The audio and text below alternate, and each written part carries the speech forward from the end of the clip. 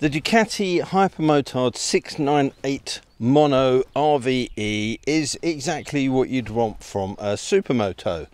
It's lightweight, it's got a punchy motor, it's got fantastic brakes and good suspension travel.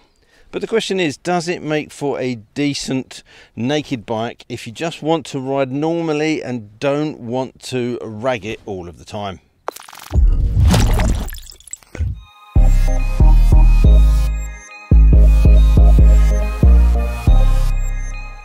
Okay, so let's start by saying if you've clicked on this video looking for wheelies, skids, jumps and backing into corners, then you are going to be sorely disappointed. And for those guys, I suggest you switch off now and go and search for some other videos on YouTube. However, if you want to find out what this bike is like for the everyday rider, then keep watching.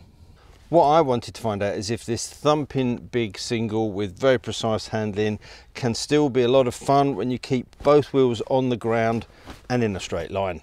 Now, as it happens, I am in the market for a small naked bike to sit alongside the Africa Twin, and I did wonder if the Hypermotard should be a bike that's on my shortlist.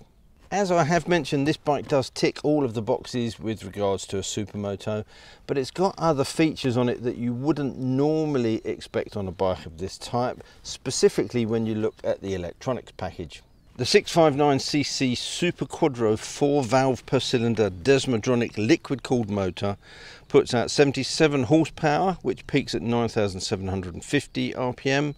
The torque numbers are equally impressive, with 63 Newton meters running out of steam at 8,000 RPM. Given the bike's 150 kilogram weight, as you can imagine, this does mean some pretty lively performance.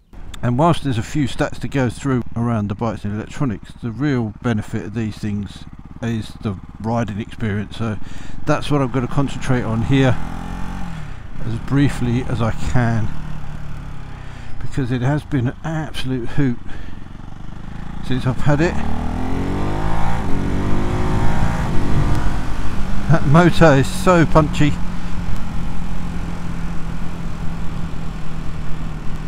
Just got so much grunt, and it's a typical big thumper single. You know, if you're not quite in a low enough gear, it's going to chug and complain, but once you get that up sort of above 5,000–6,000 revs, the thing absolutely takes off, and it makes a glorious sound whilst it's doing it. It just goes like a rocket ship. The power delivery is instant, and once you get above 6,000 revs, it just keeps pulling and pulling and pulling.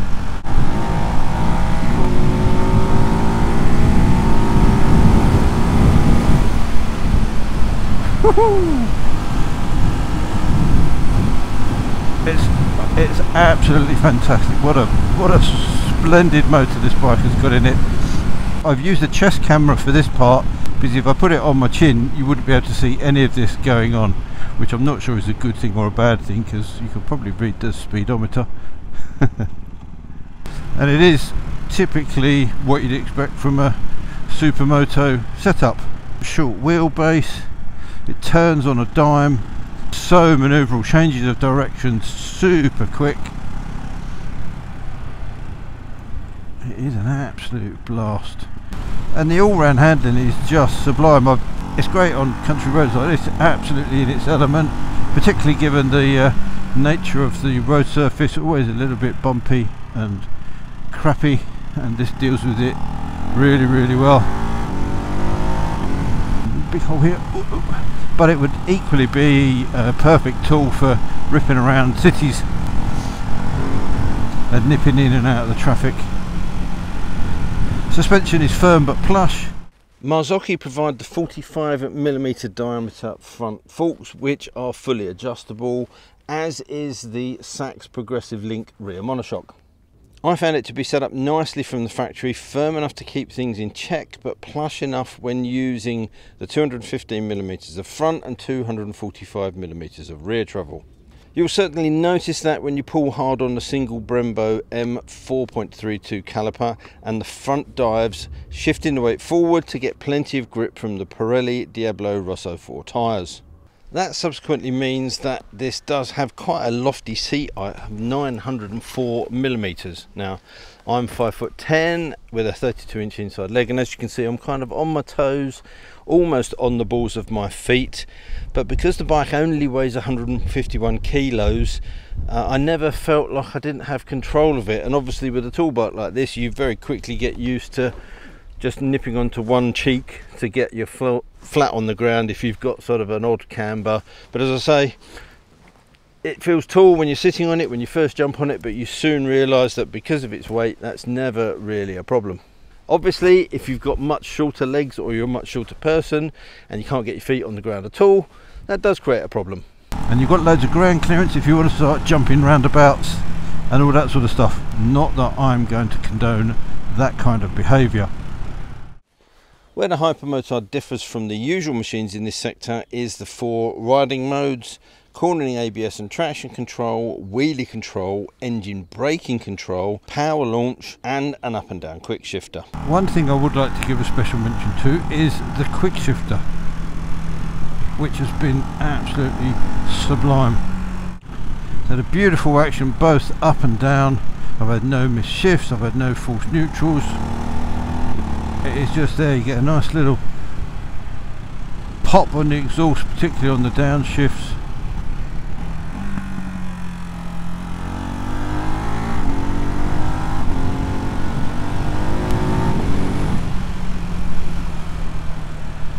Really good. One of the really nice features on this bike that I like.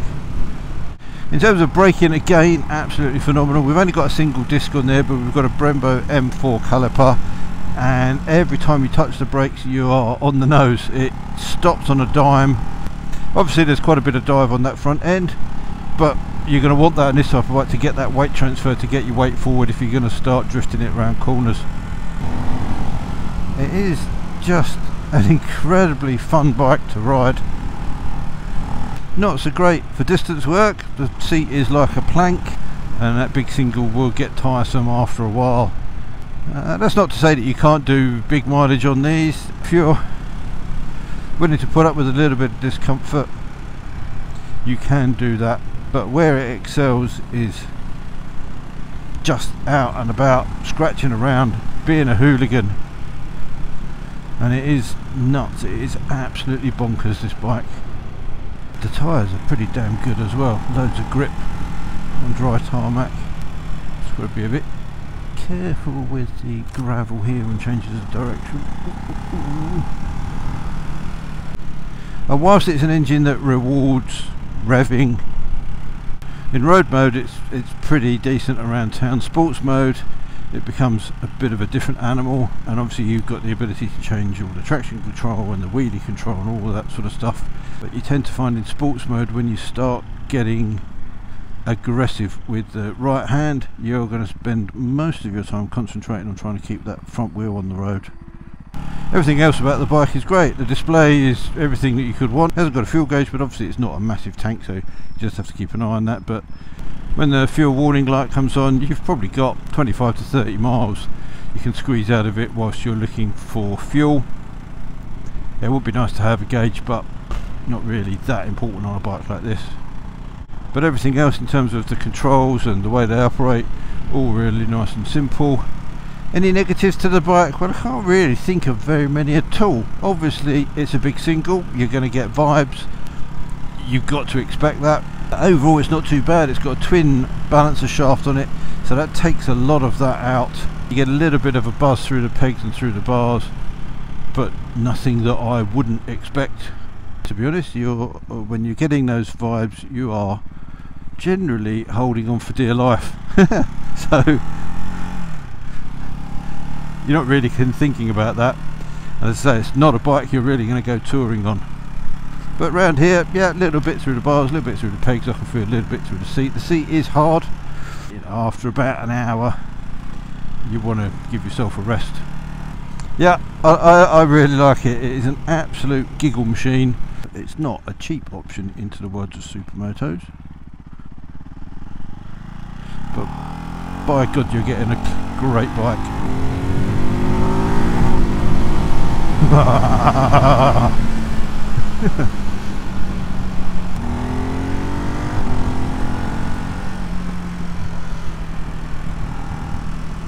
As you can see, it's a very efficient bird scarer.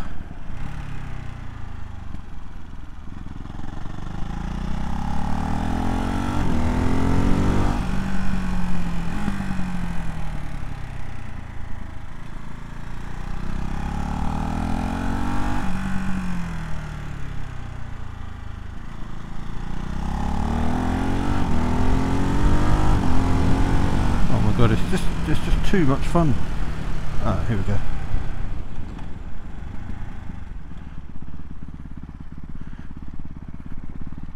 So let's just give you a quick look around it. I think it is a beautiful looking bike.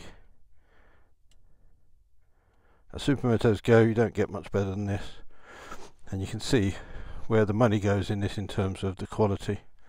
I love these two high exhausts that sit up under the seat. There's that plank of a seat. Perfect. I'm going to go and continue enjoying this weather on this bike on these empty roads, so I'll hand back to myself to do that final wrap up and conclusions. The performance and handling is impressive, as are the specs, but you do pay up for it with this RVE model coming in with a list price of £11,985.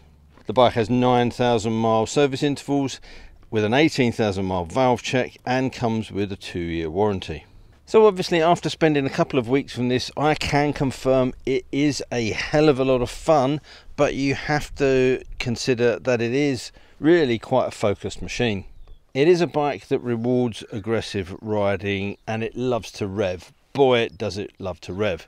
But on those occasions when you don't want to be on it all of the time, I'll be honest and say it's not necessarily the most enjoyable bike to ride. So the easiest way to sum this bike up is that it is an all or nothing kind of beast.